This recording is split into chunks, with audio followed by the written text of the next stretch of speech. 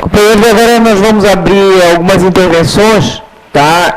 São 3 por entidade e nós queríamos também abrir um tempo para as entidades que não estão representadas aqui na mesa também.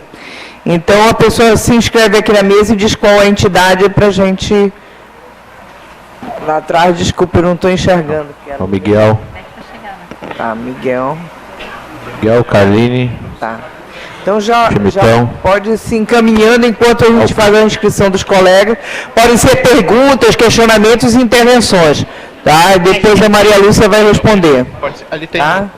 Miguel, o Centrajuf, tem o púlpito ali pro pessoal se manifestar. Não, você está notando que lá do antes tem o Matias e o Chimitão.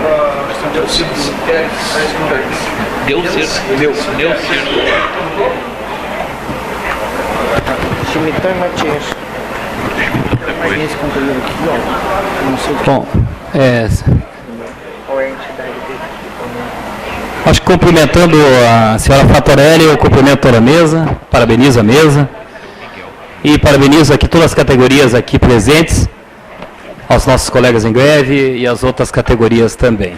Não vou me adiantar muito, acho que o que foi dito pela senhora e pelo senhor, acho que me contempla, é o que eu pensava, mas apenas duas questões. Eu sou Miguel Rangel, do Conselho Fiscal do Sintrajuf e do Conselho Fiscal da Federação Nacional dos Servidores do Judiciário Federal.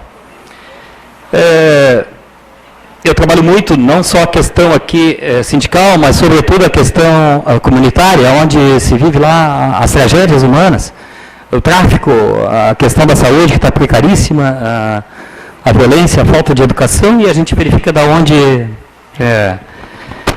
advém os problemas que aí estão, os desgovernos que aí estão. Então, a primeira é o seguinte: de que forma, juridicamente, politicamente a gente sabe de que forma atuar. Mas, juridicamente, de que forma atuar incisivamente nas questões ali elencadas.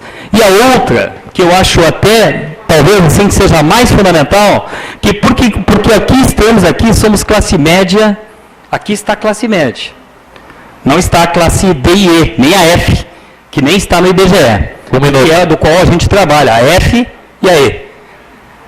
Principalmente essas... E aí eu queria sugerir, e pensarmos ideias, por exemplo, a senhora falou em Healers. Isso, né? Mas até para nós é complicado. Você imagina para as pessoas que moram lá na vila. Então seria necessário fazer uma cartilha simples, falando de feijão, arroz, colocando aquele bolo, tentando traduzir o orçamento doméstico, onde afeta o cidadão ali, na passagem do ônibus, nas coisas mais simples, e por que está ligado isso? Essa ligação disso. Então isso é importante para que o trabalhador então fique entendendo disso e a gente reforce esse movimento e não fique só Isso é muito importante para a gente pegar pela base a conscientização desse mal maior. Aliás, para mim, é o melhor debate que eu ouvi em toda a minha vida. Porque exatamente esse problema que fez que a gente sofreu, a gente perdeu... Para concluir, a gente já perdeu colegas nessa batalha, nas lutas sindicais e sociais, e muito por esse assunto. Exatamente por não ter resolvido esse assunto. Obrigado. Obrigado, Miguel. Chimitão, professor Chimitão Grandes. Carlos Schmidt.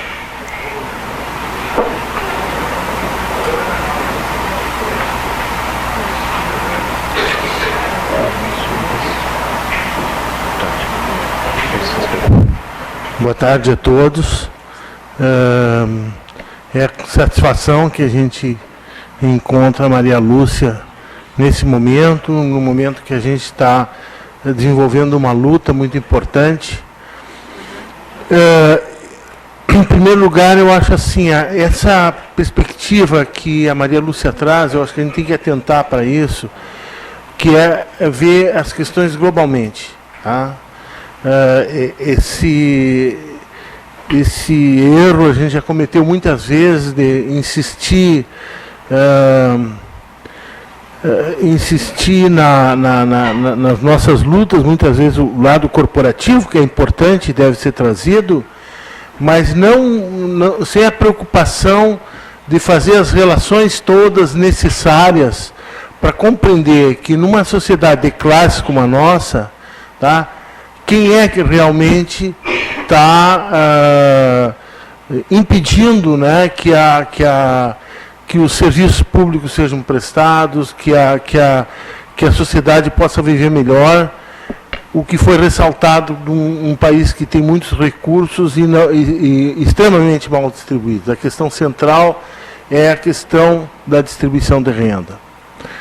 Mas o que eu queria colocar também é o seguinte, essa palestra, a frequência nessa palestra, mostra o grau de interesse e eu acho que um crescimento do grau de compreensão que as pessoas estão tendo das verdadeiras razões dos nossos problemas.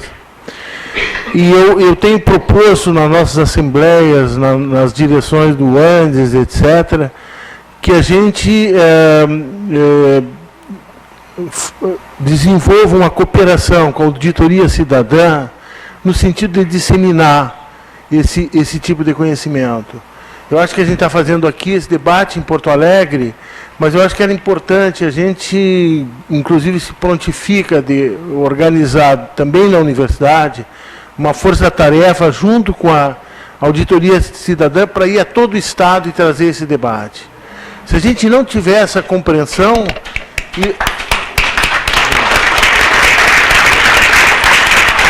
Eu acho que se a gente não tiver essa compreensão, até procurando atingir fora das categorias em luta, os demais funcionários públicos e a população em geral, se a gente não tiver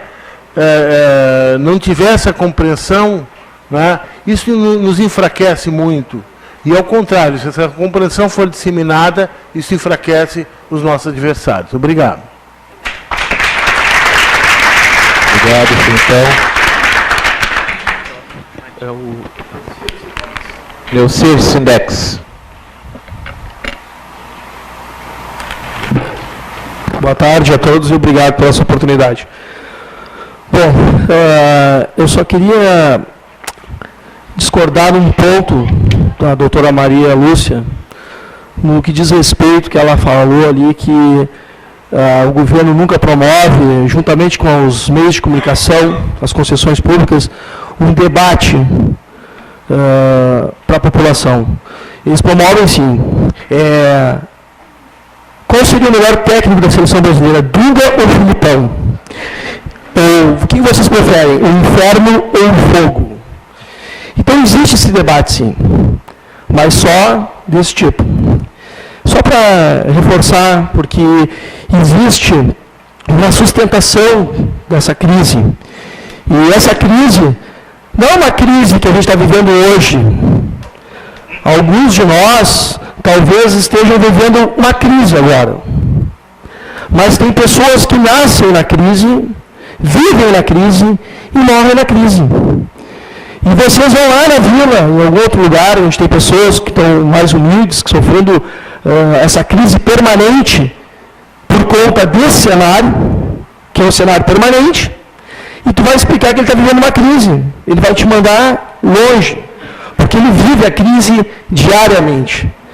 Então, gente, esse cenário aí só é possível mudar se nós, e aí eu trago exemplo agora, nós estivemos lá com o Sindjuas, Sindespgl e outros que eu não estou aqui me lembrando, na Assembleia Legislativa, que o governo enviou a LDO, a Lei de Diretrizes Orçamentárias.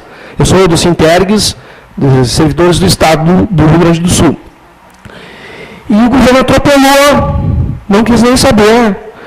O Ortiz estava lá, quase quebraram tudo lá, invadiram o plenário, porque não queriam deixar ninguém participar. E o governo atropelou. Então, assim, a luta e o enfrentamento com os governantes, com os deputados, eu acho que só vai ter êxito se a gente, como a gente tem discutido isso em outros espaços, com outras entidades, se nós levarmos isso para a rua. Então, assim, quem sustenta esse cenário é o povo.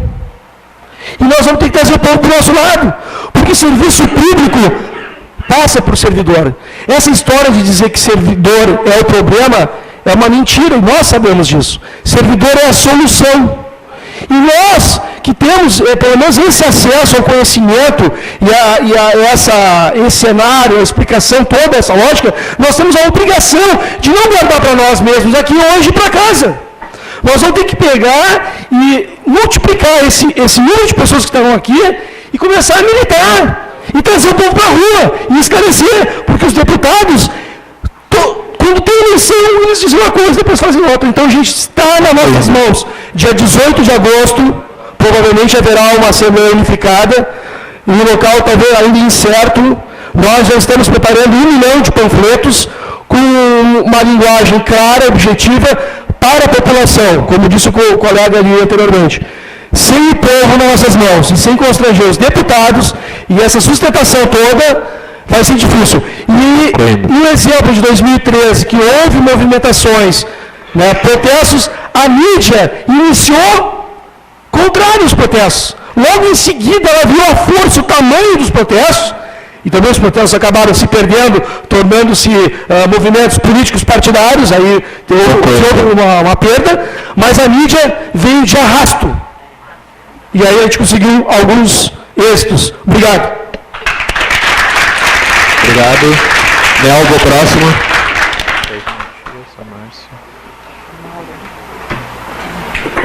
Boa tarde. Eu vejo muitas caras novas e vejo que a plateia foi feliz em vir ao encontro, né? Espero que tenhamos mais palestra dessa forma. Eu quero cumprimentar o colega aqui da Polícia Civil, vi o teu diálogo lá na morte do teu colega e tu foi muito feliz da forma que mostrou. Porque tu não tem bolinha de cristal, mas logo em seguida o governo disse que ia fazer um PAD. Será que ele vai prender o defunto? Como se a culpa fosse do defunto. E eles falaram depois que tu falou. Tu foi feliz porque tampou o que eles falaram depois. É difícil.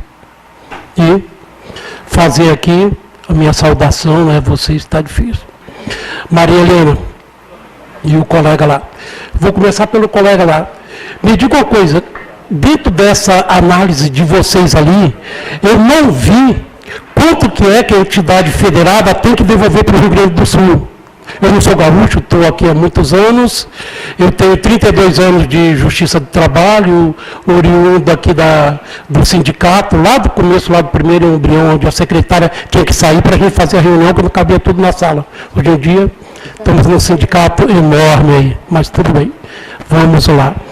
Eu queria saber quanto é que essa entidade tem que devolver para a União, antes da gente fazer essa conta. Eu notei que lá para o lado do Espírito Santo, no meu estado, o pessoal recebeu 29 milhões. Era na época do Brito, e o estado aqui recebeu 6. O Brito teve a ajuda da imprensa, aí pegaram 9. Eu pensei, poxa, e no Nordeste, nós estamos lá reclamando no Espírito Santo, que é Sudeste, levaram 36, nós lá brigando.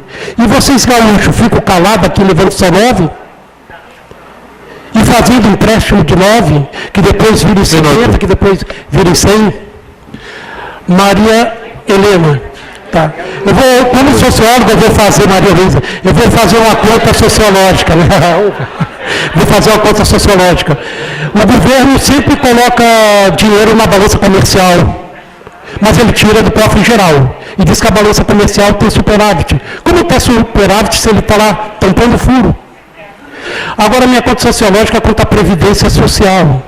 O governo apoia de todas as profissões, tirando o pessoal da Polícia Civil aí, que foi muito mais de 15 anos. Eu achei que os sindicatos, o pessoal das aposentadorias especiais, perderam muito e não brigaram. O governo pôs a média no povo brasileiro, público e privado, 15 anos. E ele pegou 3 gerações. 3 vezes 15, 45. Quando ele criou previdência para quem está aposentado, fazendo uma conta não matemática, não econômica, mas sociológica, e eu como sociólogo tenho que fazer essa conta, aí multiplica por 2. Ele tem lá na Previdência 90 anos de Previdência sobrando. Vocês concordam comigo? Essa é a minha pergunta para toda a plateia aí, para a gente se conscientizar e ver o que está acontecendo de fato e de direito nesse país. Obrigado, Melbo. Próximo, Carline. Depois, Matias Duendes. Deixa o Matias para responder. Bom, boa tarde, companheiros, companheiras. Eu acompanho pela Central Única dos Trabalhadores o movimento que os servidores estaduais, o difícil movimento que os servidores estaduais tocam, talvez uma situação mais difícil que a gente, porque de imediato o governo estadual já está anunciando a privatização do que restou das estatais, do Banrisul, da CE, da Corsã, ameaça parcelar os salários a partir de R$2.000. E, de fato, existem elos que unem a política do governo Sartori com a política do ajuste fiscal desenvolvida pela Dilma e pelo ministro Levi. Quero começar dizendo isso porque, durante toda a nossa greve, várias vezes, nós apontamos que era no ajuste fiscal o nosso principal obstáculo para conseguir o reajuste. E continua sendo o principal obstáculo. Mas não é um obstáculo só do reajuste dos trabalhadores do judiciário, das universidades, dos trabalhadores que estão em greve agora, mas é um obstáculo daquele jovem que quer escola, do cidadão que quer segurança e do doente que quer saúde. Mas, além disso, eu acho que tem um aspecto da discussão que vocês levantam, corretamente, de que, na conta dessa política de subordinar as nações ao pagamento das suas dívidas, não entra a conta da democracia. Não entra a conta da democracia. Então, não se trata só de dinheiro.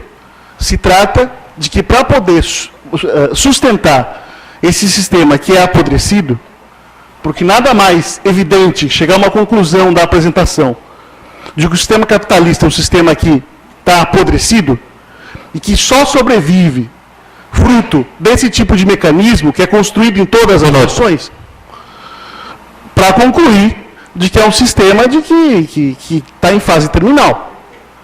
O acordo que o Tsipras sinalizou ao votar na Grécia é um acordo que inclui venda, não só de patrimônio público, mas venda de território. Venda de território, venda das ilhas gregas, redução das aposentadorias, reforma trabalhista, reforma do Poder Judiciário. Nós já vimos essa receita no Brasil. Vamos vendo. Não só nós já vimos, mas como nós sabemos onde ela vai dar. E meus companheiros e minhas companheiras, aqueles que acham que o PSDB no Brasil iria contra essa política, acham que a oposição parlamentar, para desgastar o governo, se chocaria com a ajuste fiscal, infelizmente a realidade comprovou que não. Nesse caso, tanto a Dilma quanto o Aécio Neves são parceiros para aplicar essa política contra o povo brasileiro. Por isso, meus caros, eu quero concluir que nós precisamos buscar, na unidade da classe trabalhadora, não só como está fazendo os servidores, o companheiro falou sobre a questão dos servidores estaduais, mas digo, é insuficiente, porque a nossa luta não está encerrada só na luta dos servidores.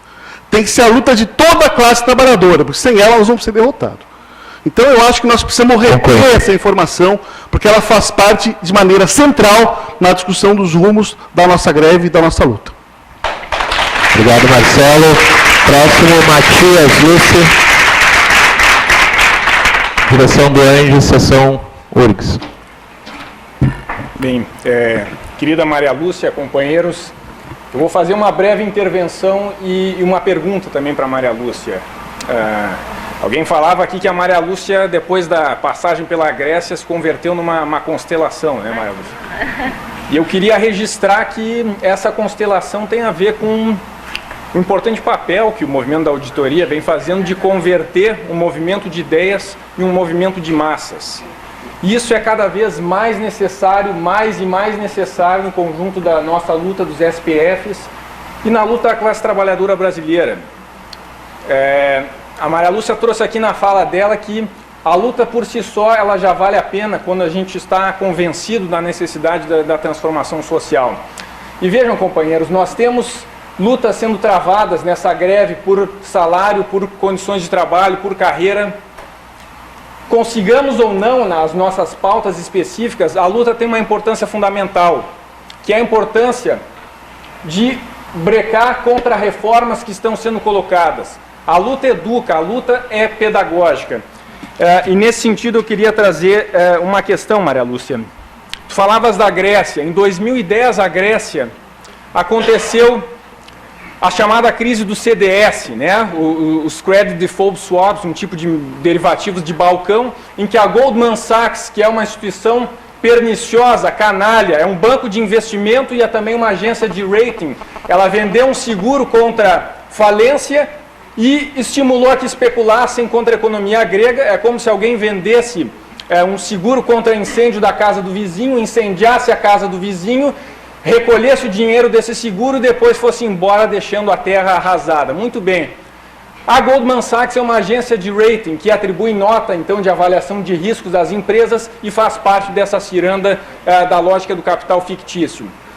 O senhor Levy, que vem liderando o ajuste fiscal no Brasil, diz que se não for feito o ajuste fiscal, o nosso país vai perder a nota do grau de investimento. A quem interessa o grau de investimento nesse nosso país? Então, eu gostaria, Maria Lúcia, que tu trouxesses essa questão para a gente, da questão do ajuste fiscal, a relação disso, e, ao mesmo tempo em que se coloca que a auditoria, ela cumpre um papel fundamental de mostrar de onde está e de onde sairá o dinheiro para a gente atender as nossas demandas sociais, o papel da auditoria na luta por um outro modelo de sociedade, enfrentando o sistema da dívida e o capital financeiro. Essa é a minha questão.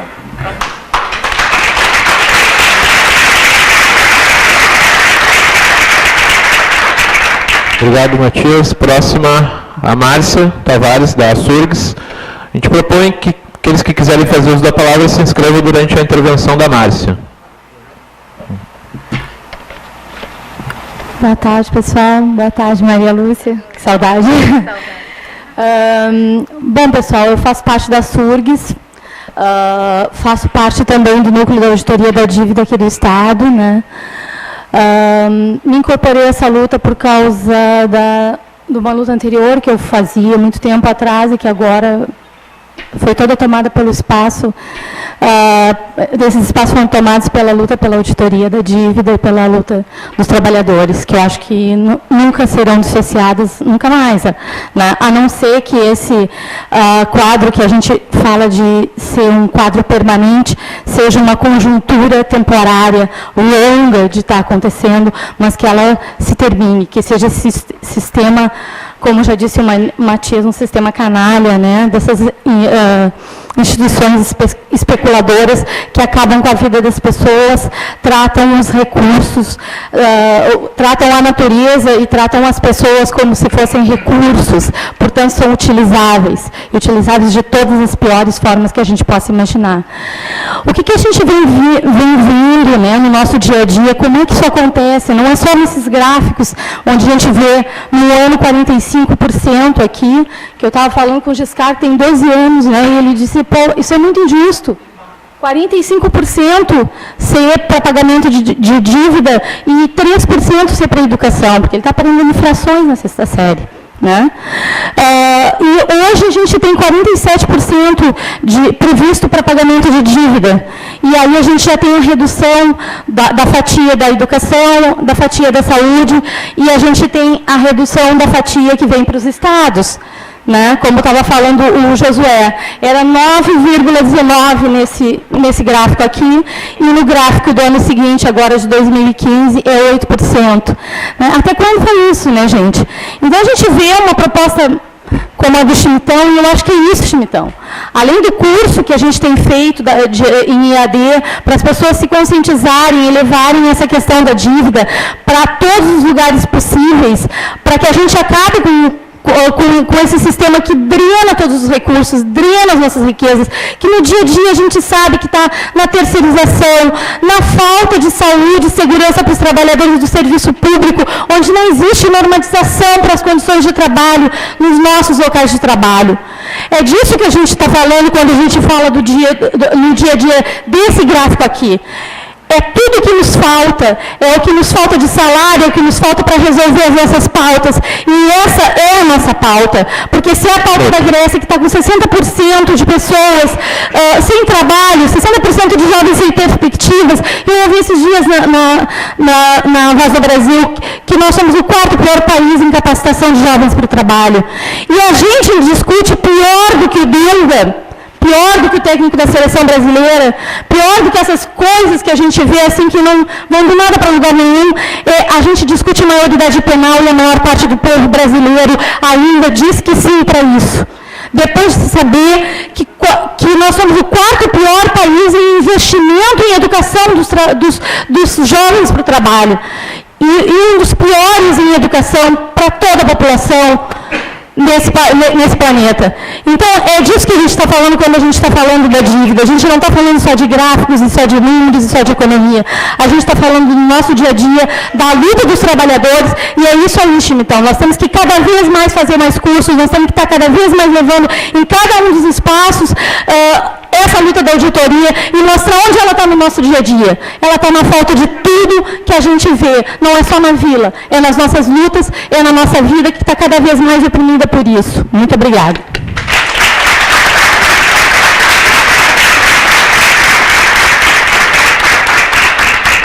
Pessoal, próximo é o colega Fabiano, do Sindjus RS.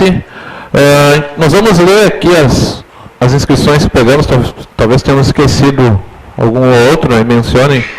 Próxima depois é a Beth, do Andes, o Ricardo e o Jorge, da Surgs. Se inscreveram depois o companheiro Ibá, que é da Surgs, o Fagner, do Sintrajuf, tinha se inscrito, o Marrone, do Sintrajuf também. Nós tínhamos... Os dois que se inscreveram. Quem mais? Ele de vermelho. O Rodrigo. E... Quem mais? Vermelho do DCE, como é que não é? Já está. Então, a ideia é que a gente siga observando daí esses três que separamos por categoria, afinal a gente pode abrir para esses demais, consultamos o plenário, até tendo visto o tempo que a gente possa ter, para poder ter o fechamento da mesa. Pode ser? Fabiano. Boa tarde, companheiros. Eu quero cumprimentar os membros da mesa, em nome das suas entidades que organizaram esse evento, que é de suma importância para a consciência da classe trabalhadora e para a consciência nossa aqui, representantes de entidades sindicais, que temos, a partir de agora, uma grande tarefa, que é discutir essa questão da dívida pública, que é um dos problemas de raiz do nosso país e afeta diretamente a todos nós, não só servidores, mas afeta aos trabalhadores e a nossa sociedade. Eu acho que nem a companheira falou aí, a gente tem que transformar essa indignação em ação. E isso deve se traduzir em medidas concretas como essa, desse seminário, dos cursos de EAD que já vêm sendo feitos, da parte do Sindjus. Nós queremos já de antemão convidar a Maria Lúcia, convidar o Josué, né, convidar o Amauri também, para fazer um segundo curso e expor para nós esses temas, para a nossa categoria, aproveitando esse momento aí de greve agora, na qual nós tivemos aí um êxito, mas esse êxito aí, esses avanços, eles vão ser paliativos se a gente não enfrentar problemas como esse e não falar sobre problemas como esse, que estão na raiz, na essência desse problema financeiro, do problema do arroxo, do problema dos ajustes. Então, sem nós fazermos um debate que massifique ao máximo esse assunto, e eu já proponho já que nós façamos aqui, Maria Lúcia, Josué, Cristiano, Berna, demais companheiros, um grande debate no auditório Dante Baroni, que é um espaço público sobre a dívida pública. Nós temos um grande bloqueio na mídia para tratar desses temas e para tratar desses assuntos dos servidores e dos trabalhadores. Então, quanto mais visibilidade nós possamos dar para esse tipo de iniciativa e para esse tipo de assunto, né, nós vamos conseguir fazer com que a sociedade e a população em geral ela se aproprie, né, e ela também passe a falar mais sobre isso aí. Porque eu vejo isso muito restrito, ou nos círculos acadêmicos, ou no nosso meio sindical. É um assunto que não chegou ainda à população em geral, né? E ele é de fácil compreensão. Quando a gente mostra essa pizza aqui, mostra isso aí, as pessoas compreendem, né? E vem o verdadeiro absurdo, o escárnio que é, né, esse pagamento vergonhoso da dívida pública que assola e acaba afligindo esses problemas para todos nós. Portanto, a minha fala é só nesse sentido, dessa contribuição, feito o convite também para esse seminário que nós estamos fazendo agora, passado esse momento de greve, e esse grande ato aí que nós façamos no auditório Dante Baroni. Já estou até dando aqui já o local aqui sugerindo, que eu acho que é muito importante a gente avançar nesse sentido. Mais uma vez, parabéns pela organização do evento a todos. Muito obrigado. Obrigado, Fabiano. Próxima é a Beth Duandes.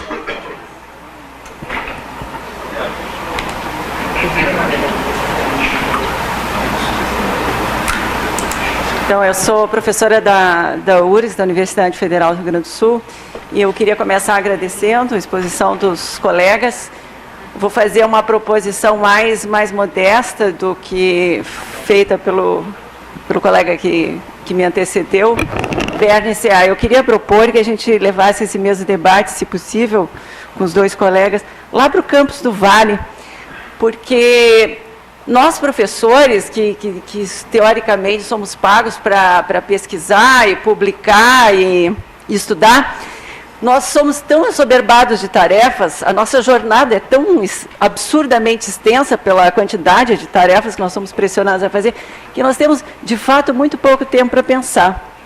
E a gente acaba se alienando. Então, os nossos colegas da física, da química, meus colegas da matemática, letras, os da história também, com certeza seria muito educativo e desalienante também que tivesse a oportunidade de fazer esse debate bem perto dos gabinetes, porque se as pessoas tiverem que ir até o centro da cidade, já não dá tempo, porque a jornada pressiona demais as pessoas, sabe? Tem que ser pertinho ali do computador e do laboratório. Então, se a gente puder fazer isso, eu acho que é um passo. E eu digo isso porque nós estamos enfrentando... É uma greve difícil que nós estamos fazendo, porque entre nós também, entre os professores, predomina a alienação. As pessoas dizem assim, nós não vamos conseguir mais nada, porque nós estamos numa época de crise. E esquecem que é justamente na crise que se disputa. Quem vai pagar? Para onde vão os recursos? Não tem momento mais apropriado para a gente fazer a disputa do que esse. E eu queria acrescentar, aproveitando a primeira fala da Maria Lúcia sobre a educação, a importância da educação, né? A redução dos gastos, ela, do ponto de vista do setor privado, ela é importante não só porque ela permite que se pague a dívida, mas ela abre um enorme mercado, né, para o setor privado oferecer aqueles serviços que deixam de ser prestados pelo setor público. Então, nós temos hoje no Brasil a Croton, que é a maior empresa mundial, a maior de todas do ensino privado está no Brasil. Né? Então, nós não somos a maior economia do mundo, mas nós temos a maior empresa de ensino privado do mundo, financiada, totalmente financiada pelo governo, via FIES, ProUni, vários tipos de isenção e com os parcos salários dos trabalhadores que pagam as mensalidades do setor privado. E eu queria chamar a atenção que há 10 anos atrás, o que se gastava com o setor privado era metade do gasto com as universidades federais. Hoje é o dobro. Isso está acontecendo em pleno governo do Partido dos Trabalhadores, e o governo do PT diz que é o PSDB que quer fazer a privatização. Não, o governo do PT está fazendo a mesma política de privatização que o PSDB fazia, com mais facilidade, porque agora nós estamos lutando também contra eles. Obrigada.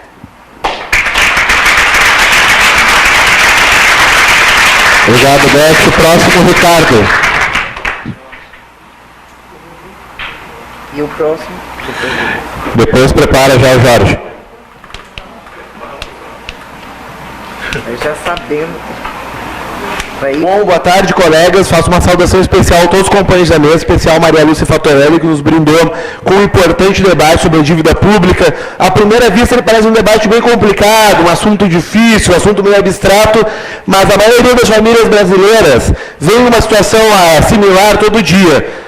Quando era pequeno, eu ouvia muito minha mãe falar que tinha que pagar o mínimo do cartão. O que é o mínimo do cartão, pessoal? É os juros da dívida, não é o principal. Várias famílias, muitos colegas do serviço público estão vivendo essa realidade do endividamento, de pagar o mínimo do cartão, esse tipo de coisa. É importante pensar linguagens que agreguem o povo, que agreguem a massa da população para a gente fortalecer a nossa luta. E agora estamos, a maioria entre nós aqui somos grevistas, estamos em luta, né, por salário, contra esse ajuste fiscal, contra esse modelo que não é do governo Dilma, não é do PT, não é do PSDB, é uma crise de um projeto de Estado que está falido, é um projeto de Estado falido dessa política econômica que foi muito bem apresentada, que é uma política que é ruim para nós, que somos trabalhadores, nós somos funcionários públicos, quem usa o serviço público, ela é prejudicial de todas as maneiras. Por isso, a importância da nossa luta e da nossa greve, ela é muito grande e nós temos que continuar forte e intransigente.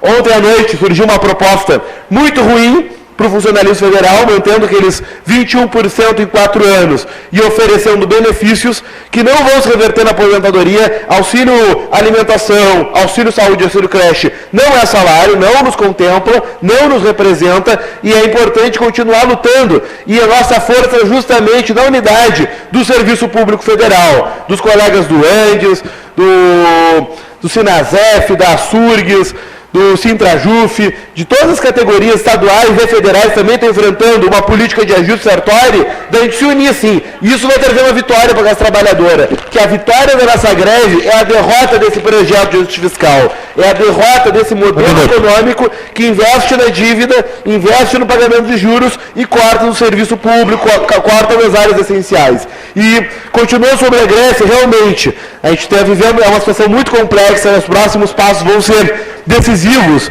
mas eu acredito muito na força do povo grego, que votou pelo não pagamento, e na força da plataforma da esquerda do Syriza, que está questionando o próprio governo, questionando o próprio partido. Os rumos ainda são incertos, mas eu acredito, eu aposto sempre na luta, tanto aqui quanto lá, e assim a gente vai seguir caminhando com muita força, com muita unidade, vamos construir atos unificados, tanto a nível nacional quanto a nível local. Isso é muito importante, muito obrigado. Obrigado, Ricardo. Jorge é o próximo e depois... Pois é o Rodrigo. Rodrigo. Boa tarde a todos, boa tarde à mesa. Esse debate ele é fundamental. E assim, eu sou servidor da Universidade Federal e eu também sou professor estadual, então eu sofro ajuste fiscal 2 vezes. E até assim... Eu utilizo, Fatorelli, o teu material em aula, como eu sou professor de Sociologia, então eu trabalho muito Sociologia Econômica. Então, eu faço muito esse trabalho com esse teu material, questão da dívida. E uma das coisas que sempre surge em sala de aula, isso dá muito debate porque as pessoas começam a ver para onde está indo o dinheiro e por que está faltando ali na escola e tal. E uma das coisas que eu sempre pergunto é o seguinte: tá, mas vem cá, ela fez a auditoria do Equador, ela fez a auditoria da Grécia e do Brasil, por que ela não faz? Né? E aí eu comento um pouquinho sobre a CPI da dívida e tal. Então a gente vê que falta muita informação e também falta muita transparência. A grande mídia ela contribui nisso porque ela faz aquela comparação pueril entre o orçamento doméstico e o orçamento de um Estado. Né? E a gente sabe que aquelas coisas que o Estado faz, uma família nem sequer pode fazer, mesmo que ela desejasse fazer. E falta muita transparência também. Tipo, nós temos uma dívida que nós não sabemos como foi formada e sequer sabemos quem é que recebe o dinheiro pago por essa dívida. Então, por exemplo, o governo divulga que são bancos tais, mas quem são os bancos, quem são os fundos de investimento, quem são os fundos de pensão que recebem, isso não é divulgado. Mas o salário do servidor lá com o seu nomezinho é divulgado no portal da transparência. Essa questão da dívida, ela não é nova. No século XIX, o Adolf Thiers já recebia propina dos banqueiros para endividar a França, porque deter títulos da dívida pública é um dos melhores negócios que tem no mundo. A gente não sabe se os nossos governantes, de fato, recebem propina ou não para fazer, né, a pilantragem que eles fazem com a dívida pública. Mas seria algo aí para a gente conferir. De resto, aqui, eu fecho com o que já foi dito aqui, né? O pano de fundo da conjuntura, seja em nível nacional, seja em nível estadual ou municipal, é o ajuste fiscal. E esse ajuste fiscal deve ser derrotado pela classe trabalhadora. A unidade dos servidores, mas também os trabalhadores da iniciativa privada.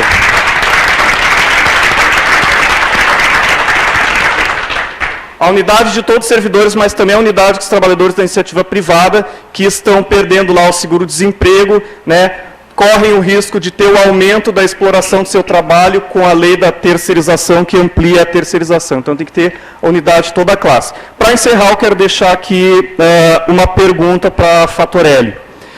Há uns anos atrás, eu li um texto do sociólogo James Petras, e ele dizia que o problema de endividamento da Grécia ele era antigo, devido ao fato de que nos anos 80 e 90 a Grécia assumiu muitas dívidas privadas, de grandes grupos privados.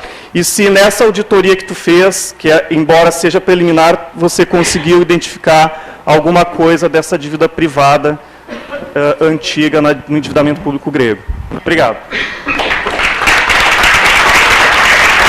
Obrigado, Jorge. Rodrigo. Boa tarde a todos e a todas. Primeiro, saudar os colegas e companheiros aqui em greve. É importante esse momento de luta. E parabenizar aí o Sintrajuf e todas as entidades, né, pela brilhante atividade aí que esclareceu, né, um pouquinho desse mecanismo que a gente está sofrendo hoje no nosso país, no nosso Estado. Eu sou eletricitário, sou funcionário da CE, né, companhia que foi privatizada em 97, 2/3 da distribuição, e que agora, novamente, estamos na mira das privatizações do governo Sartori, né, que, através do seu meio de comunicação, seu porta-voz da RBS, vem ameaçando os trabalhadores, semanas após semanas, né, com notícias dizendo que, enfim, aquela mesma cantilena neoliberal de que o serviço público não é de qualidade, de que o negócio é privatizar mesmo. Então, estamos na resistência também, né, estamos construindo uma frente em defesa da CE pública, né, porque é mais um capítulo dessa história que a Maria Lúcia já nos explicou muito bem aqui, né, o receituário. Né, se faz essa dívida e depois se privatiza patrimônio público, né, em nome, né, do pagamento, né, e o ônus sempre recai nas costas dos trabalhadores do povo gaúcho. Então, eu estou divulgando também um documento aí, muito em breve, esclarecendo um pouco do que está acontecendo com a CE e de todo o histórico, né, e a contribuição que ela prestou para o desenvolvimento do nosso Estado. E o que estão fazendo aí é mais um ataque moral ao nosso Estado e ao nosso povo gaúcho. Então, deixar parabéns e também requerer o apoio aí para nossas lutas aqui no Estado dos servidores ligados ao governo estadual. Então, acho que é só com a luta e a unidade da classe trabalhadora que nós vamos conseguir vencer e superar todos esses problemas que estão nos afetando agora. Muito obrigado. Obrigado, Rodrigo. Pessoal, nós temos 3 intervenções que chegaram do Wagner, o Ibá e o Marrone, são de entidades que tinham contemplado aquela cota que nós tínhamos estabelecido de 3 minutos, de 3 intervenções. Né? Mas até para garantir, quem sabe, a fala de todos, não é todo dia que a gente debate um assunto tão importante, né, na nossa luta. Quem sabe a gente abre para os colegas com 2 minutos para garantir que todos tenham a oportunidade de se manifestar e a seguir passamos para o fechamento da mesa. Pode ser? Beleza. Wagner primeiro.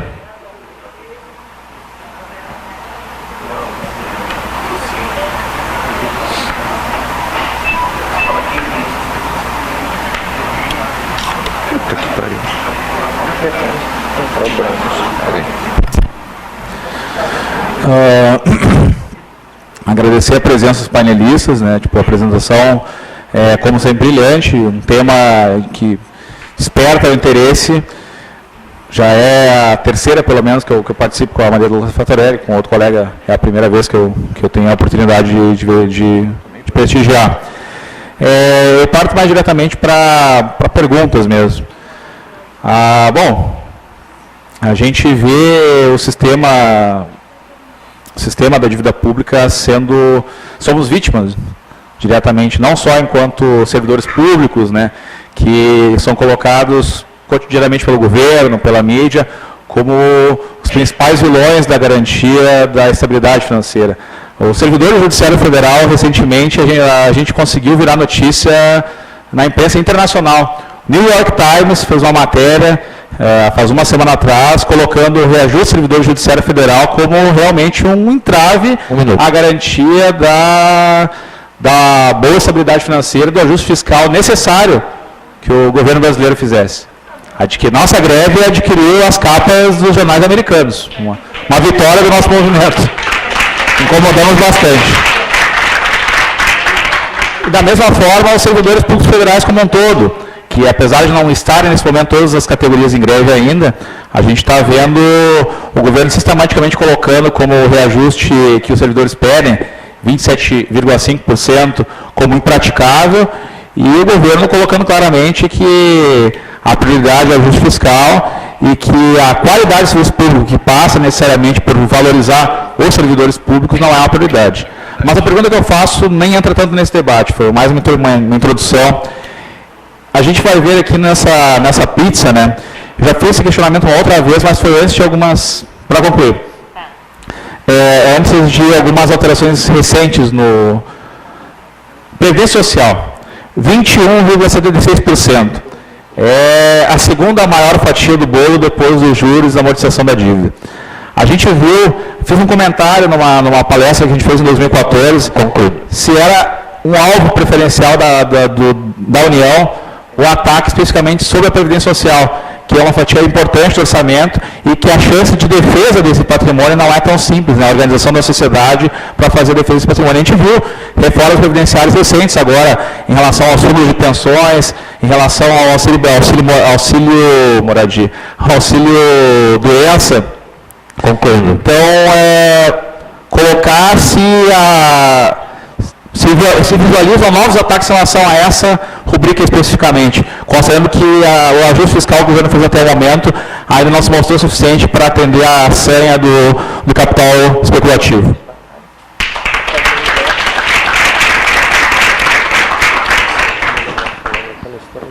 Ribá, 2 minutos. Depois, por último, o Marrone. Bom, boa tarde a todos. Eu sou servidor público na área de educação do Instituto Federal lá em Canoas. Sou filiado ao Sindicato da Sul, estamos aí na luta com os demais colegas do serviço público, seja estadual ou federal. E a minha manifestação é mais uma pergunta para Maria Lúcia, porque é uma preocupação que eu tenho e eu acho até que outros têm essa preocupação na cabeça. O Brasil de hoje, Maria Lúcia, pode ser a Grécia amanhã? E é isso, pessoal. É só... Obrigado. Por último, Marrone. Boa tarde, pessoal. Vamos ser rápido, então, o tempo é curto. Eu coloquei no meu Facebook ontem que eu não estava indo num show, que eu não vinha num show de rock hoje. Eu não via ver nenhum ator, nenhuma atriz, mas ia vir uma musa inspiradora para mim. E acho que para muitos... Declarações só no final, viu? Não pode ser público assim. Acho que para muitos. Mas, enfim, aí alguns amigos meus colocaram que, para fazer uma pergunta, eu vou fazer 3, vou tentar ser breve. Uma é assim, o que cidadão comum pode fazer? Era a pergunta para ti. A segunda pergunta é, parece que tem um curso em EAD, saber da previsão e da possibilidade de fazer esse curso. E a terceira, eu li um artigo há pouco tempo que a gente pagava em média 350% de juro no cartão ao ano, cartão de crédito, que poderia chegar a 460%, e que o segundo país que mais pagava no mundo, o Peru, que era, parece 55%, que era um absurdo a menos. Imagina, o segundo país que mais paga 55%. Já é muito, só que a gente paga em média 350%. Tem alguma coisa a ser feita para isso? Tá? Obrigado, é isso aí.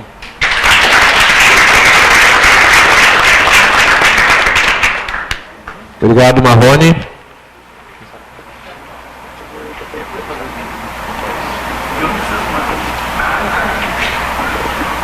Josué? Pode começar as considerações finais. Bem, pessoal, assim, na verdade tem diretamente para mim uma pergunta, eu vou deixar que a Maria Lúcia responda as outras, que no fundo a gente veio aqui mais para ouvi-la, né? E é isso mesmo. E o que tornou mais difícil a minha intervenção. De qualquer forma, o Nelbo, né? Colocou uma questão ali em relação à dívida do Estado com a União, né? Importante dizer o seguinte, Nelbo, o que aconteceu ali? Foi uma consolidação de dívidas que o Estado tinha, né? E que a União assumiu a partir de 98. Então houve uma troca, né? E a partir dessa consolidação e da assunção dessa dívida com um contrato, esse contrato alongou o pagamento da dívida. Só que a essência disso a gente pode tomar a partir daquele dado que eu mostrei para vocês. Essa dívida para nós custava 8% da nossa receita líquida real, né? E mesmo com aquele limitador de 13%, porque tem uma dívida extra limite, ou seja, acima desse limitador também, né? Ela passou a custar 16% na média, né? Então, é um negócio da China para a União, né? O Casarotto cansou de mostrar isso aí, né? E mostrando que o custo dessa dívida, porque a União assumiu aquela nossa dívida que nos custava 8% da receita líquida e passou a pagar aqueles que eram nossos credores. E, no entanto, nós passamos a pagar para a União o dobro disso. Né? Um excelente negócio. E precisa ser revisto. Né? Não é possível que a gente... e isso quem paga é o Rio Grande do Sul, não é o Estado do Rio Grande do Sul, somos todos nós que pagamos. Né?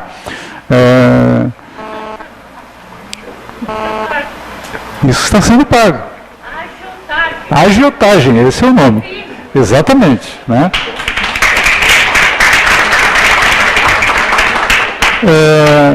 Assim, várias falas colocaram a necessidade de unificar os movimentos, né? Quer dizer, de trabalhadores do setor público do Estado, com trabalhadores do setor público federais, municipais e com os trabalhadores da iniciativa privada em geral. Então, isso é realmente um movimento de trabalhadores. Né? O que estamos a enfrentar aqui é o que tem de mais avançado no mundo, né? E mais organizado do ponto de vista capitalista, que é o sistema financeiro mundial. Né? E eu falo isso não para dizer que é algo impossível de se fazer, um confronto impossível de se fazer, mas para dizer o seguinte, é algo pesado, forte. A Maria Lúcia, por tudo que tem feito, adquiriu uma expertise no enfrentamento do sistema. Né? Nós temos acompanhado o trabalho dela e temos visto o quanto de esforço isso requer e o quanto é importante que cada um de nós se agregue a esse movimento para fazer o enfrentamento. Né? O Centro de Auditores está com aquele gráfico em pizza ali, está disponibilizado. Né? Caso alguma entidade queira o banner, por favor, entre em contato conosco.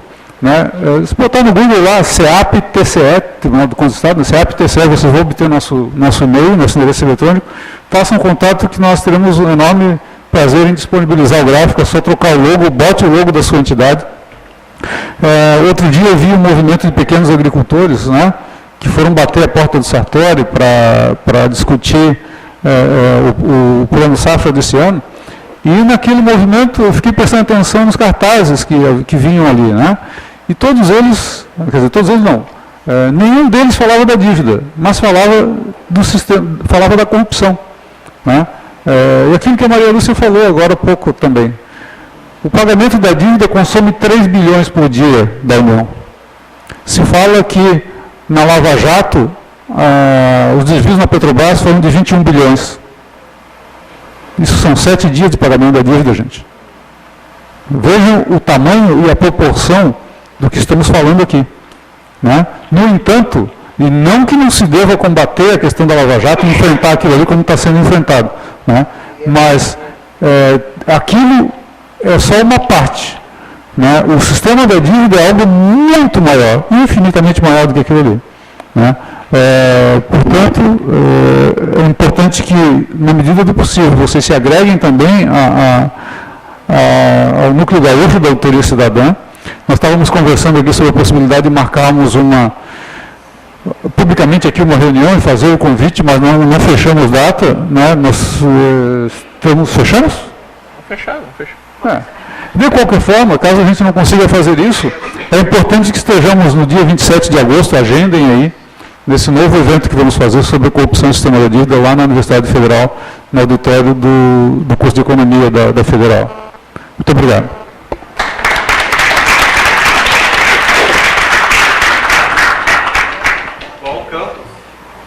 Economia aqui no centro. Do lado direito ali. A gente marca os nomes. Isso, não vale. A professora que não vale. Ok? Então, Maria Lúcia, considerações finais, por favor. Ok. Bom, em primeiro lugar, muito obrigada pelas intervenções, não é? E pelas palavras, né? Muito interessante que vieram muitas colocações sobre a própria luta, né, da auditoria, que eu queria começar por elas. Em primeiro lugar, a questão colocada pelo Matias, não é? Em relação ao outro modelo, né? A gente precisa outra coisa, né? Nós estamos aí, gente, vivendo desde a década de 70, eu coloco sempre como marco o fim da tal da paridade dólar-ouro. O que é isso, né? Os Estados Unidos, presidente Nixon, num domingo, veio à televisão e disse: a partir de hoje, o dólar não tem mais o lastro em ouro. Simplesmente avisou. Um compromisso que tinha sido assumido lá em Bretton Woods, em 1944, para o dólar virar a moeda internacional para reservas, a referência para o comércio e tudo mais, foi essa paridade com o ouro, né? Em 71, simplesmente acabou. Eu coloco esse fato como marco do que os economistas chamam de capitalismo financeirizado. É papel. E as finanças acima de tudo. A partir daí, esse problema da dívida se agrava, sempre existiu a exploração através da dívida, mas a partir daí a coisa se agrava, até porque o fim dessa paridade possibilita simplesmente ligar a maquininha e produzir dólar. E quem produz o dólar lá? O Federal Reserve, o Banco Central Americano, que é privado, que é dominado pelos bancos privados, e que trouxeram essa avalanche de dólares para emprestar, né? Seduzindo a juros baratinhos. Depois eles mesmos passaram os juros para mais de 20%, criaram as crises, etc. Bom, por que eu estou falando isso? Nesse capitalismo financeirizado, a dívida, né? Eles escolheram a dívida como veículo do roubo. Tem que falar rasgado mesmo. Escolheram a dívida como veículo do roubo. O que antes os piratas faziam, né, de encostar ali o navio e saquear, depois os colonizadores. Agora é a dívida. Há décadas é a dívida, né? E de uma forma escondida. Eu pergunto a vocês, quantos livros vocês encontram sobre a dívida pública? Gente, eu fico até com vergonha de falar, o único livro no Brasil, nós temos outras publicações, mas livro sobre a dívida dos estados, é o livro que nós organizamos, único. Então, quem falou aqui a Beth falou da questão da certa ignorância, até de mestres. Como é que nós vamos falar ignorância de mestres? É até não é um paradoxo? Mas não tem nem bibliografia. Como é que o pessoal vai saber? Não sai nos jornais. Não entra na pauta do Tribunal de Contas. O Tribunal de Contas investiga tudo, menos dívida. O Tribunal de Contas da União, por exemplo, investiga tudo, menos dívida. CGU, Controladoria Geral da União, que teria atribuição de auditar a dívida interna, na greve dos companheiros lá da CGU, eles entram. Queremos que entre na pauta a auditoria da dívida, queremos ser valorizados pela sociedade. Os servidores querem e têm competência para fazer, mas não entra na pauta. É um não tema. Olha só, é uma estratégia. Então, o objetivo do nosso movimento, exatamente desde o início, a Auditoria Cidadã está fazendo 15 anos esse ano. Aquele plebiscito que eu comentei lá em 2000, né, trouxe, uma das perguntas daquele plebiscito era: você concorda em continuar pagando a dívida sem fazer a auditoria prevista na Constituição? Mais de 6 milhões de brasileiros participaram, né? E desde então, nós partimos do chão. Foi ali uma ideia simplesmente em respeito àqueles 6 milhões que votaram. Como os poderes constituídos não fizeram nada, quem estava tocando ali aquela campanha no momento, bom, pelo menos nós vamos respeitar esses votos. Vamos dar continuidade a isso, vamos tentar fazer uma auditoria cidadã. E começamos indo no Senado. O que tem aqui sobre dívida?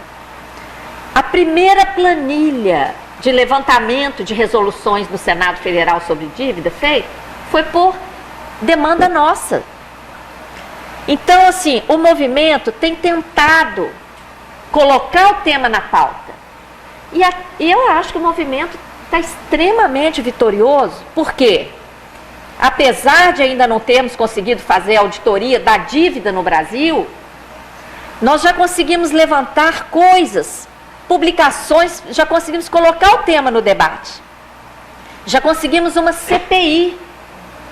Durante a CPI, gente, nós fomos convidados a assessorar a CPI, produzimos um relatório de 1000 páginas.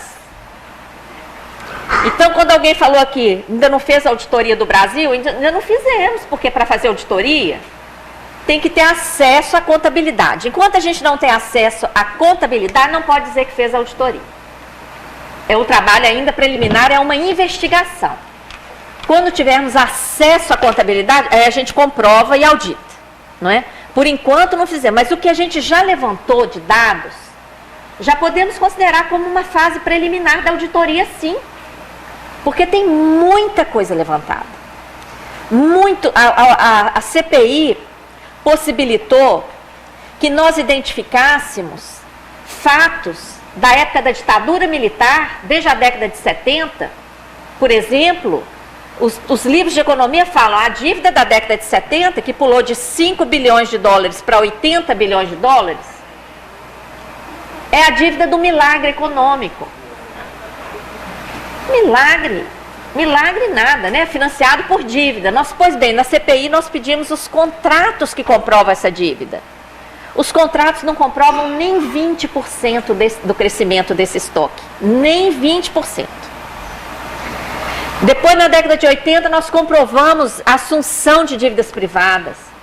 Na década de 90, há uma suspeita de prescrição da dívida externa com bancos. O que é prescrição, gente? Uma dívida prescrita. Morta. Isso foi ignorado. Essa dívida provavelmente morta, que o indício é forte, o que foi feito com essa dívida? Foi transformada em títulos. E esses títulos foram aceitos como moeda para comprar nossas empresas privatizadas a partir de 96. Sabe? E essa parte que entrou de volta foi transformada em dívida interna, que na época, no início do Plano Real, pagava mais de 40% de juros. Gente, se espremer, porque olha, nós temos que conceber dívida. O que é dívida? A dívida pressupõe uma entrega, concordam? Então, esse arranjo que está sendo colocado aí sob o manto de dívida pública, é por isso que eu comecei a falar do capitalismo financiarizado. Eles foram muito espertos de escolher a dívida para ser o veículo do roubo. Porque a dívida traz consigo toda uma carga moral, porque as pessoas automaticamente fazem o paralelo da dívida pública com a sua vida pessoal. E na nossa vida pessoal, só existe dívida se a gente realmente recebeu algo, correto? E se a gente recebeu algo, como é que eu pego um dinheiro emprestado com o Cristiano e não devolvo? Vem toda aquela carga moral, né? Mas, então, eles foram muito espertos, porque dívida a gente não questiona, dívida a gente só preocupa como é que eu vou pagar, não é assim? Então, eles foram muito espertos, né? Só que surgiu essa oportunidade, né, de investigar. Né? E a auditoria, então, tem caminhado. A auditoria, gente, é meramente uma ferramenta. Ela é uma ferramenta para mostrar. E o que vai fazer com isso? O Rafael Correia, lá no Equador, soube aproveitar muito bem. Lá na Grécia, por enquanto, nem tanto, infelizmente. Não é? Mas também ainda é um trabalho preliminar. Vamos torcer para haver continuidade. E a qualquer momento, como o processo é insustentável mesmo, o que é insustentável é insustentável, não se sustenta, vai cair. Esse acordo não vai dar certo, vai cair. Então, a qualquer momento, pode ser feita uma moratória, não é? E toda essa possibilidade de formação que esse processo do não e do referendo lá e tudo mais possibilitou, vai ter continuidade. Bom, o nosso principal objetivo com a ferramenta da auditoria é e sempre foi popularizar a discussão. Por quê? Quem está pagando a conta? Né? Nós não temos ilusão de que a solução, principalmente aqui no Brasil, virá de cima. Né?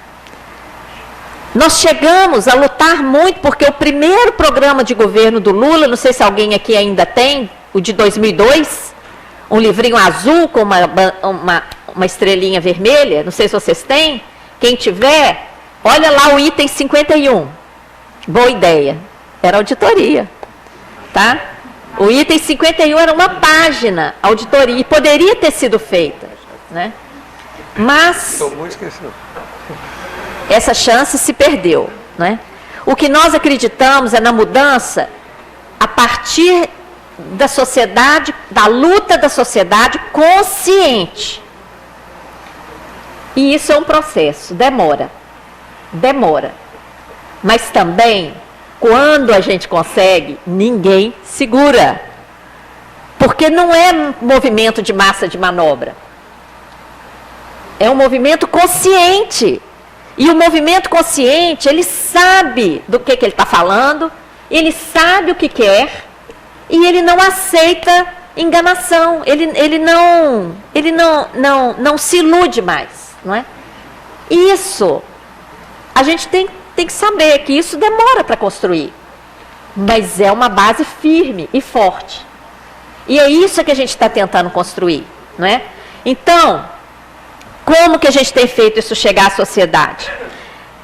Nós produzimos, desde 2001, cartilha todo ano, até 2010,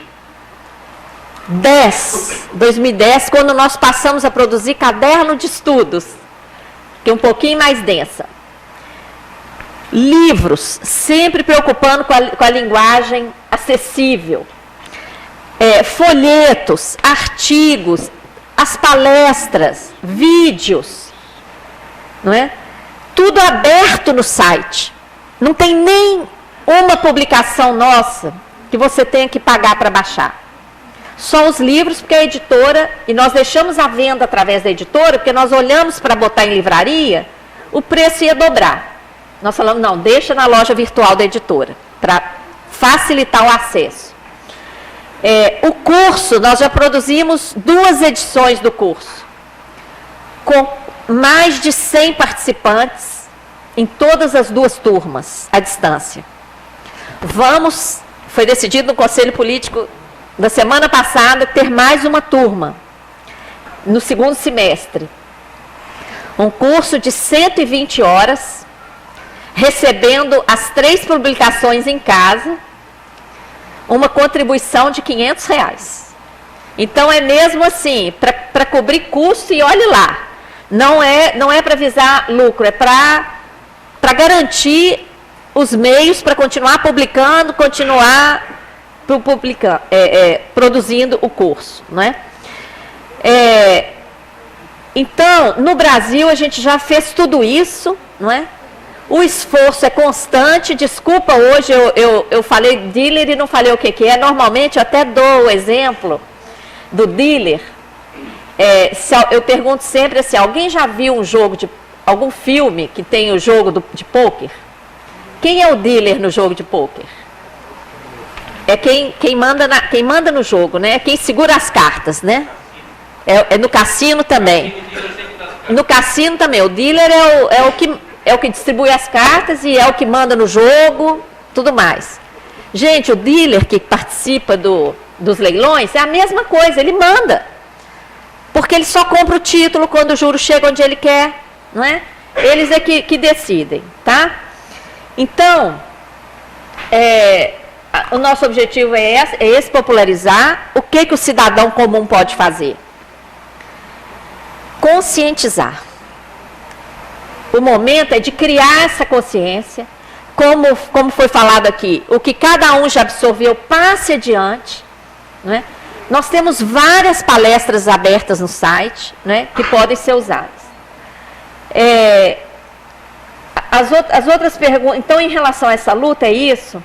E eu queria colocar, assim, muita gente, até colegas meus, né, da Receita, aposentados, que estão aí curtindo a vida, né, como diz, cuidando só das suas coisas pessoais e tal. Eu falei assim, Maria Lúcia, para mim você ficou doida. Trabalhou muito a vida inteira, aposentou e está aí trabalhando mais ainda, não para, não descansa, não tem férias e não ganha nada. Tudo trabalho voluntário, você não ganha nada. Eu falei assim, gente, eu acho que vocês é que estão doidos. Todo mundo já com quase 60 ou mais de 60 anos ainda não aprenderam o valor das coisas, né? Então eu coloco aqui hoje para vocês, qual é o valor do que eu ganhei aqui hoje, né? De ganhar a atenção de vocês, o carinho de vocês, a acolhida, o respeito, essas palavras, não é? Esse incentivo, toda essa valorização desse trabalho, voluntário mesmo, é trabalho de consciência, cidadã mesmo, né, que a nossa instituição tem feito. Qual é o valor disso? Se eu quisesse comprar o que eu ganhei aqui hoje, vocês fariam o que fizeram? Então, gente, o que eu ganho com essa luta é o que o dinheiro não compra. É algo tão valioso que dinheiro nenhum compra.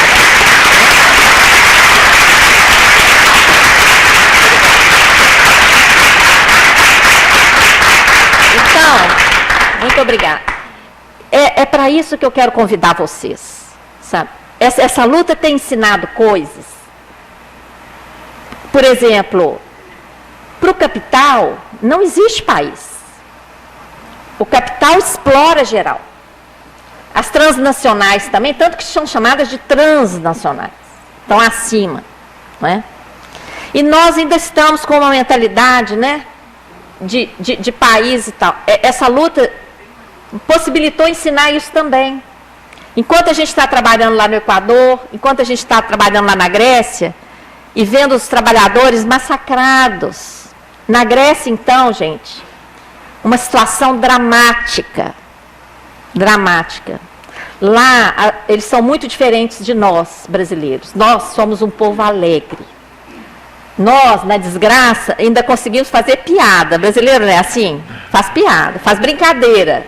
Tem horas que isso não é bom, não, porque impede um pouco a conscientização e não é a seriedade que o quadro às vezes exige. Mas isso é, de um outro lado, é bom sim ter aquele espírito que empurra a gente adiante, sabe? Que não deixa a gente entrar em depressão. Lá na Grécia eles são muito dramáticos. E não tem a questão da espiritualidade, que nós temos também, de ter a fé, a esperança que as coisas vão melhorar. Gente, os gregos estão se matando. O índice de suicídios lá já ultrapassa suicídios ligados à crise, de pessoas que deixaram coisa escrita, de pessoas que se mataram no meio da rua, já ultrapassa 5 mil, principalmente na juventude. Os que falam outra língua saíram do país. E os que só falam grego, e grego é grego, né? Não tem saída. Tem famílias lá, gente, com o marido, a esposa e os filhos maiores, todos formados, desempregados. Como é que vive? É uma situação que você fala assim, lá você vê a crueldade desse modelo, né? E quando você está num ambiente daquele, você enxerga pessoas, porque quando você lê, quando você vê gráficos, é uma coisa, mas quando você vê a pessoa ali do lado, essa luta possibilitou a gente ensinar também que não existe país, gente. Para nós, não deve existir país. Para nós, classe trabalhadora. Nós somos a maioria no mundo. A nossa luta, ela tem também que ter essa dimensão. A luta global dos trabalhadores, do setor público, do setor privado e de todas as partes. Porque o capital do lado de lá, que é 1%, está dominando. E está dominando por causa dessa nossa visão estratificada, separada. A gente tem que tentar vencer isso, né? E se amanhã a gente pode ser a Grécia, nós vamos lutar para que não. Mas, por outro lado, o que aconteceu com a Grécia nesses 5 anos é o que vem acontecendo com a gente desde a década de 80. Aqui foi acontecendo assim, ó, de forma mais alongada. E também o Brasil tem mais riqueza para sangrar. Essa é a diferença. Mas o processo, o sistema, é o mesmo. A diferença é o espírito do povo. O brasileiro é muito conformado, entendeu? E tem esse espírito, né, que por outro lado é positivo, né? Bom, as outras questões que foram colocadas aqui, técnicas, não sei, ainda tem tempo? Já esgotou, né? As outras questões técnicas aqui não foram muitas. Essa que o Marrone colocou dos juros de 350%, é aquilo ali, ó. É o Banco Central que faz ser assim. E mais, ainda querem o Banco Central independente. A gente tem que dominar isso, porque muita gente faz propaganda de que Banco Central independente é importante. Hoje, que ele não é independente, ele já está dominado pelo setor financeiro. Se passar esse projeto de Banco Central independente que eles querem, aí acabou de acabar. Aí não adianta mesmo eleger um verdadeiro nacionalista aqui no Brasil, que um dia nós vamos ter, eu não tenho dúvida disso. Uma pessoa que chega lá e fala, acabou a farra. Entendeu? Que no Brasil dá para fazer isso. Dá para chegar um nacionalista lá e falar, acabou a farra. E administrar corretamente esse país. Agora, com o Banco Central, as coisas vão ficando cada vez mais difíceis com essas reformas, concordam? Vai ficando cada vez mais difícil. Então, essa questão do Banco Central é fundamental, porque hoje o juro está desse jeito, porque quem está dominando o Banco Central são os bancos privados, apesar de ainda não ser independente. Se ficar independente, pior ainda. Essa questão que o Rodrigo colocou aqui do serviço público não é de qualidade. Isso foi armado para ser assim. Cadê ele, Rodrigo? Acho que não ficou. Isso foi armado para ser assim. Tem uma carta de intenções do FMI da década de 80, quando o FMI entrou aqui pela primeira vez, foi em 83. A primeira ordem, não pode investir na estatal. O governo federal não pode investir na estatal. E todo o lucro que a estatal der, vai para pagar a dívida. Quer dizer, o lucro dela mesma não pode ser reinvestido nela, porque o lucro dela mesma vai para pagar a dívida. E o governo não pode botar dinheiro na estatal. O que aconteceu? As estatais foram ficando ineficientes, sucateadas mesmo. Pegue a casa de cada um de nós. Pare de trocar um trinco que bambeou ali, uma lâmpada que quebrou, uma torneira que... Parem de cuidar. Dentro de pouco tempo está caindo aos pedaços. Isso é que aconteceu com as estatais. Depois vieram aquelas propagandas da década de 90. Tem que privatizar. É lógico, né? Foi tudo armado. E hoje é o mesmo modelo, o que ele colocou aqui. Engraçado, o Fagner colocou o New York Times. Falou do entrave, né? Que vocês do judiciário são entrave. O juro não, né? É aquela questão, tema fora do debate, que nós já falamos.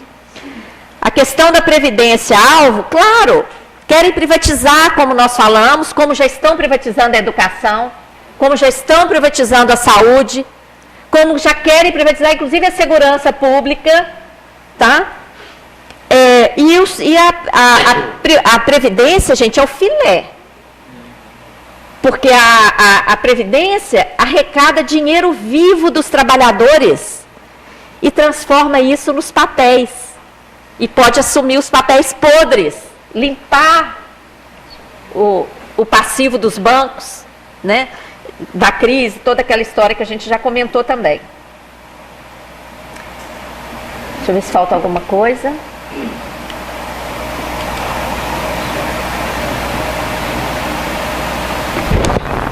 Eu acho que foi praticamente tudo. Para encerrar, como enfrentar juridicamente, nós esperávamos que o Ministério Público Federal iniciasse as ações referentes àquele relatório da CPI. Né? Nós chegamos a fazer várias reuniões lá no Ministério Público. Teve uma que um procurador ainda falou para a gente: Maria Lúcia, faz um resumo aí da ilegalidade. Você pensa que nós vamos ler essas 1000 páginas aí? Nós fizemos o resumo e a coisa não anda. Tá? Só mesmo com aquela força que nós falamos da conscientização social e pressão é que vai andar. E, para isso, tem que criar o que o Schmidt, que tive o prazer de vê-lo lá na Grécia, né? Ele foi lá me visitar lá durante o processo, ele estava passando pela Grécia e entrou em contato, muito obrigada. A saída é fortalecer os núcleos existentes nos estados e criar mais.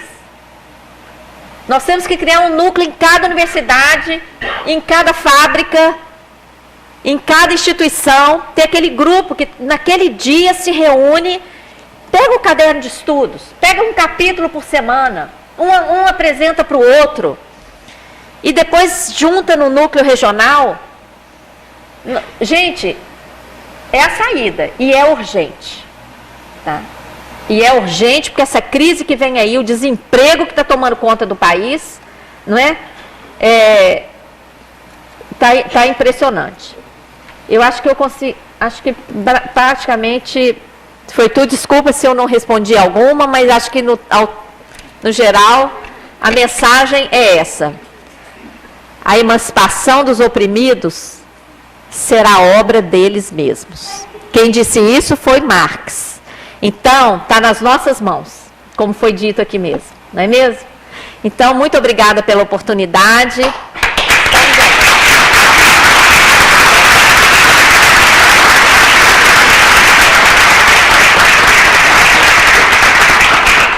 Nós vamos fazer uma saudação final rápida aqui, o companheiro CA se despedindo aqui das entidades e as categorias aqui. Bom, então, rapidamente, acho que foi extremamente proveitoso, foi mais do que isso, foi motivador para todos nós, foi pedagógico, né, especialmente para todos nós que militamos e acreditamos na mudança de ordem social. Acho que é fundamental as palavras da Maria Lúcia, do Josué, eu acho que nos alimentam nesse sentido. Acho que a gente tem que sair daqui. O Andes usa a formiguinha como símbolo de trabalho, né, assim, o simbólico de trabalhar, mas eu acho que é nesse sentido. Eu acho que todos nós temos que fazer um trabalho em todos os espaços que a gente puder para esclarecer, porque a dívida, nesse sentido, ela é pedagógica, ela esclarece o que a gente quer mostrar. né? E a gente poderia, aí, aproveitando a questão do humor, eu acho que assim, tem uma oração que todo o país usa, apesar de ser ateu, eu vejo, todas as religiões usam, e ela termina dizendo assim: perdoai as nossas dívidas. Primeiro, vamos auditar. Depois a gente conversa. É isso aí. Valeu, CA. Agora o Ortiz. Bom, agradecer ao Josué e à Maria Lúcia, porque nos esclareceram aqui como servidor público. Às vezes a gente fica cuidando só do umbigo da gente e não percebe a importância do serviço público, né? O serviço público para quem precisa de serviço público. As pessoas necessitadas precisam de serviço público. Quem precisa de escola pública, quem precisa de segurança, quem precisa de saúde. A população brasileira é mais carente, né? E nosso serviço está ameaçado com esses cortes, com essas coisas todas que estão acontecendo aí. Eu acho que por isso a importância de nós lutarmos, esclarecermos essa dívida aí para todo mundo. Muito obrigado, senhores. Obrigado, Ortiz, e até dia 18, né? Cristiano. Bom, queria agradecer imensamente a presença da Maria Lúcia aqui conosco. É sempre uma honra e um orgulho muito grande poder contar com a presença dela para tratar desse tema importante sobre o sistema da dívida. Também o Josué, companheiro do núcleo do Rio Grande do Sul, da Auditoria Cidadã, e um tema bastante oportuno no momento que nós estamos em greve, se pararmos para pensar, enfrentando ainda aqui indiretamente esse sistema do qual nós tratamos aqui, que é o responsável pelo arroxo salarial de cada uma das nossas categorias e por nós estarmos sendo roubados, temos direitos roubados, está aí os ataques ao seguro-desemprego, às pensões, à previdência que a gente tem acompanhado, e podemos chegar numa situação como na Grécia, onde inclusive vidas estão sendo roubadas em grande número para financiar os mais ricos, enquanto os trabalhadores seguem pagando a conta dessa crise. Então, é oportuno fazer esse debate justamente em meio a um momento de luta, seja pelo incentivo que é ver a disposição da Maria Lúcia de percorrer não só o Brasil, mas o mundo, inclusive, com a agenda sempre cheia para trabalhar essa pauta tão fundamental, mas também para nos armar para uma luta que vai além das demandas corporativas, que é uma luta que precisa da máxima unidade do conjunto da classe trabalhadora. O debate é fundamental para nos dar as armas para ir para a rua. E se nós não queremos que o Brasil chegue numa situação como a Grécia, no sentido do tamanho da crise e das suas consequências, eu espero que nós possamos chegar na situação tal qual a Grécia, no sentido da resposta, da luta dos trabalhadores, que estão lutando ainda para não pagar a conta dessa crise, e essa é a alternativa que nós temos também aqui no Brasil. Estávamos conversando aqui de fazer a reunião da auditoria, quem sabe aproveitar que a gente está fazendo esse debate e já anunciar no dia 6 de agosto, uma próxima reunião do Núcleo do Rio Grande do Sul. Nós temos uma importante tarefa, que é construir um seminário no dia 27, como o Josué bem destacou, um seminário estadual sobre a corrupção e o sistema da dívida, e nós queremos contar com cada uma das categorias, com cada um dos lutadores e lutadoras, para levar adiante essa luta, que depende de nós para atingirmos o objetivo e a vitória. É isso. Cristiano. E para concluir, agradecer a presença dos heróis da resistência que ficaram aqui até o final. Dizer que a gente tirou, Maria Lúcia, a gente tirou a conclusão. Eu cheguei à seguinte conclusão: nós somos roubados 4 vezes. Tá? Isso aqui é o maior sistema, ou propinodutro, na verdade, para levar todo o nosso dinheiro. Primeiro, quando não dão aumento para nossas categorias, ou dão abaixo da inflação. Tá?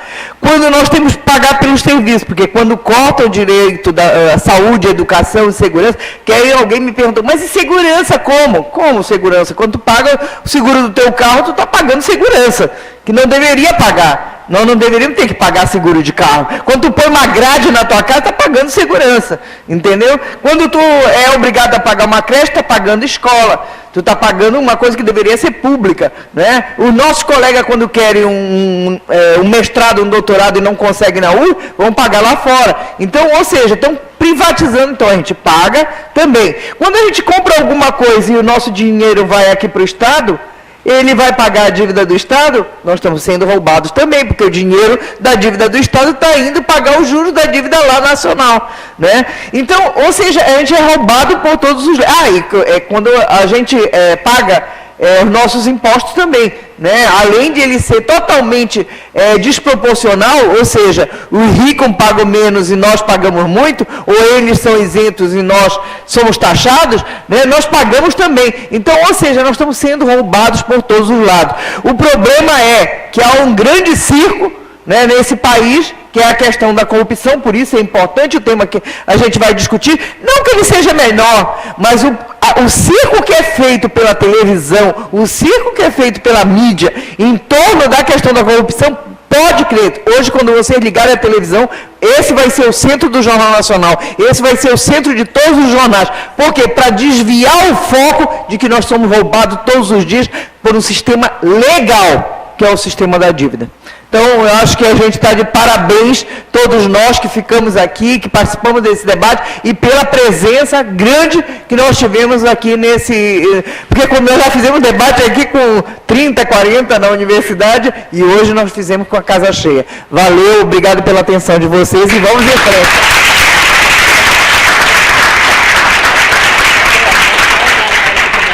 Pessoal, o Josué lembra bem, nós não avisamos o horário e o local da reunião do núcleo, né? Fica difícil o pessoal adivinhar, mas vai ser no Sintrajuf, então, às 16 horas do dia 6 de agosto. Contamos com todos e todas nessa próxima oportunidade.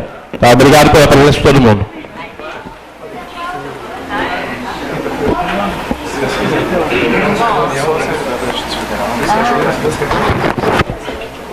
Gente,